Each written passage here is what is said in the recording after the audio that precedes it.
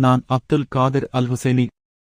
பாலஸ்தீனத்தின் விடுதலைக்காக என் இரத்தத்தை சிந்திய ஒரு மாவீரனின் கதை இது. நான் 1907ஆம் ஆண்டு ஜெருசலேம் நகரில் பிறந்தேன். அல்-ஹுசைனி குடும்பத்தின் மூத்தவனாக வளர்ந்தேன். என் தந்தை மூசா காதிம் பாஷா அல்-ஹுசைனி பாலஸ்தீனத்தின் முன்னணித் தலைவர்களில் ஒருவர். எனக்கு வயது 16 ஆகும் போதே என் தந்தையுடன் சேர்ந்து பிரிட்டிஷ் ஆட்சிக்கு எதிரான போராட்டங்களில் ஈடுபட்டேன். என் உள்ளம் எப்போதும் பாலஸ்தீனத்தில் இருந்தது. பல்கலைக்கழகத்தில் பாலஸ்தீன மாணவர்கள் சங்கத்தை நிறுவி எங்கள் விடுதலைப் போராட்டத்திற்கு ஆதரவு திரட்டினேன். 1936ஆம் ஆண்டு பாலஸ்தீனத்தில் பெரும் எழுச்சி வெடித்தது. நான் ஜெருசலேம் திரும்பி புனிதப் போராட்டம் எனும் இராணுவ அமைப்பை உருவாக்கினேன். என் தலைமையில் 500 தீவிர போராளிகளை ஒன்று திரட்டினேன். எங்கள் முதல் பெரிய வெற்றி 1938ஆம் ஆண்டு வரை நீடித்தது. ஜெருசலேம் ஹைஃபா சாலையில் பிரிட்டிஷ் இராணுவத்தை எதிர்த்து வீராவேசமாகப் போராடினோம்.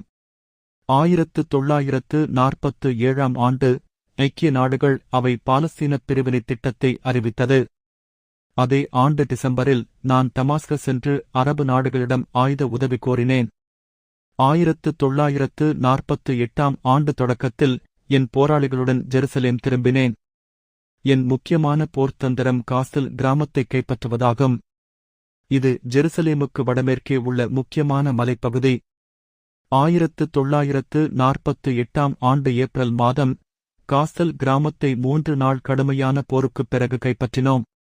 1948ஆம் ஆண்டு ஏப்ரல் 8ஆம் நாள் இஸ்ரேலிய படைகள் காசலை மீண்டும் கைப்பற்ற பெரும் தாக்குதல் நடத்தின. நான் இரவு முழுவதும் என் போராளிகளுடன் தாக்குப்பிடித்தேன்.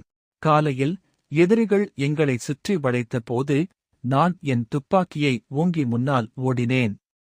அந்த இறுதிப் போரில் என் நெஞ்சில் இஸ்ரேலிய துப்பாக்கி குண்டு பாய்ந்தது. நான் வீழ்ந்தபோது என் கடைசி வார்த்தைகள், முன்னேறிச் செல்லுங்கள், ஜெருசலேம் நமதாகும் என்பதாக இருந்தது. என் மரணம் பாலஸ்தீனியர்களுக்கு ஒரு பெரிய அதிர்ச்சியை அளித்தது. ஆனால் அது அவர்களின் போராட்ட உணர்வை இன்னும் தீவிரப்படுத்தியது. நான் உயிரோடு இருந்தால் செய்திருக்கக்கூடியதை விட என் மரணம் பாலஸ்தீன விடுதலை இயக்கத்திற்கு அதிகம் பலன் தந்தது.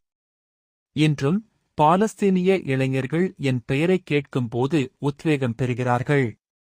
காஸ்தல் கிராமத்தில் என் நினைவாக ஒரு நினைவுச் சின்னம் நிறுவப்பட்டுள்ளது.